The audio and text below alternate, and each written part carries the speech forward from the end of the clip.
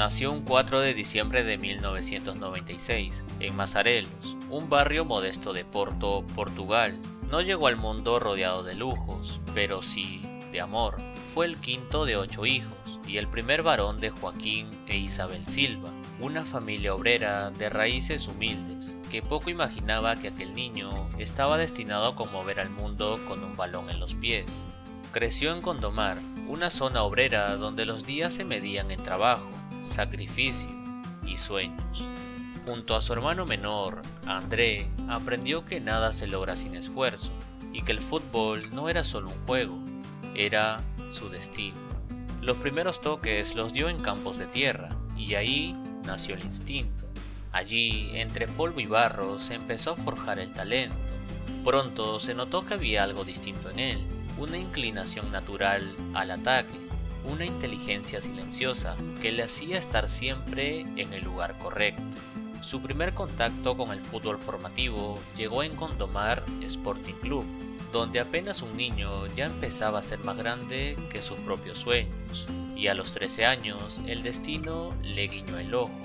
Pacos de Ferreira lo descubrió y lo incorporó a sus divisiones menores. Allí, en silencio, sin prensa ni focos, Diogo empezó a demostrar que el trabajo constante podía convertirse en arte. Movilidad, goleo, visión de juego, en poco tiempo dejó de ser una promesa y comenzó a convertirse en una esperanza que pronto cruzaría fronteras. Con apenas 17 años, el niño que jugaba entre callejones de Gondomar daba su primer paso en el fútbol profesional.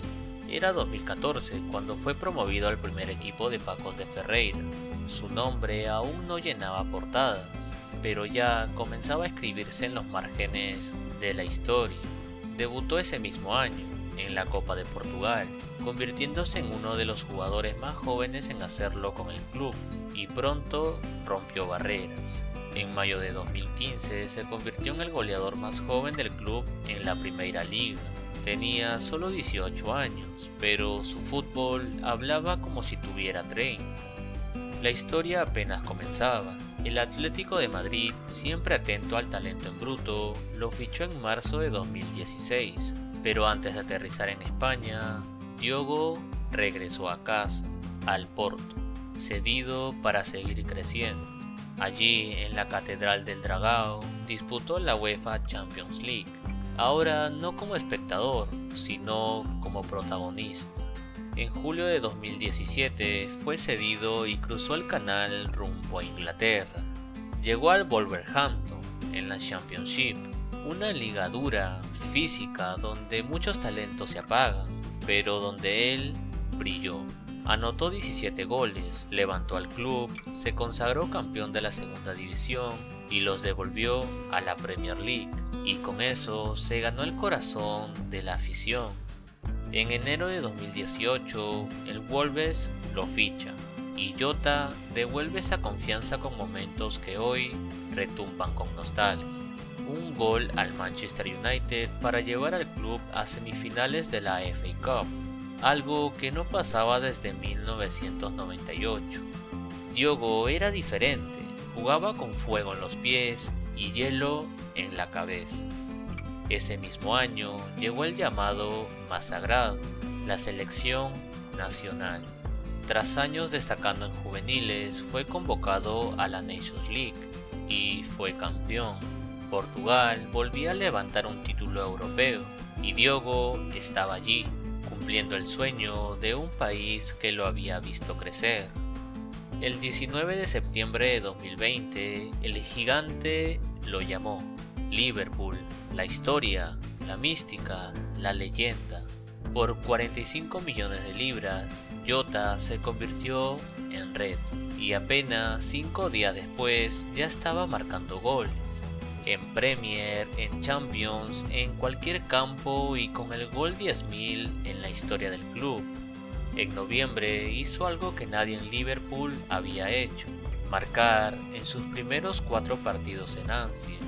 Su nombre empezaba a sonar en las tribunas como un cántico eterno, y llegaron los títulos: Copa de la Liga, FA Cup, Community Shield, En 2024 volvió a levantar la Copa de la Liga y en 2025 el sueño se hizo realidad, campeón de la Premier League.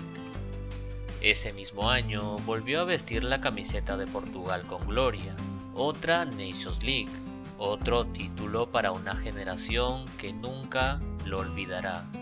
Había alcanzado la gloria y pocas semanas después de cumplir sus sueños, Diogo Jota dio uno de los pasos más importantes de su vida fuera del campo. Se casó con Ruth Cardoso, su compañera de siempre, la mujer que lo acompañó desde que sus sueños no eran más que ilusiones, la madre de sus 3 hijos, su refugio en la victoria y su paz en la adversidad. El 2025 parecía ser el año perfecto, campeón con Liverpool, campeón con Portugal. El niño de Gondomar había llegado a la cima, había cumplido cada promesa, había hecho realidad cada sueño. Pero el destino, caprichoso y cruel, decidió apagar una estrella que aún tenía tanto por iluminar. El 3 de julio de 2025, Diogo Jota falleció en un accidente automovilístico en Zamora, España. A su lado, su hermano, su amigo, su compañero de toda la vida, André, los dos que crecieron pateando el mismo balón, que soñaban lo mismo y que se fueron juntos. La noticia sacudió al mundo entero, no solo al fútbol, compañeros, clubes, entrenadores, periodistas y también personas que quizás nunca vieron un partido completo, pero que reconocieron la grandeza que había detrás de ese número 20, que no paraba de correr, de soñar, de creer.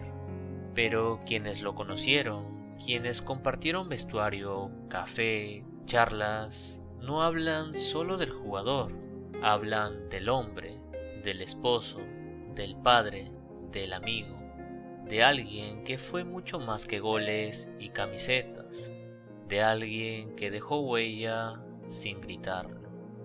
Y quien habla, quien escribe estas palabras, nunca lo conoció en persona, solo lo vio a través de una pantalla, como muchos, despertando un sábado o un domingo por la mañana, encendiendo el televisor para ver la Premier, y ahí estaba él, volando por la banda y celebrando con pasión. A mí, como a tantos otros, solo me queda agradecer.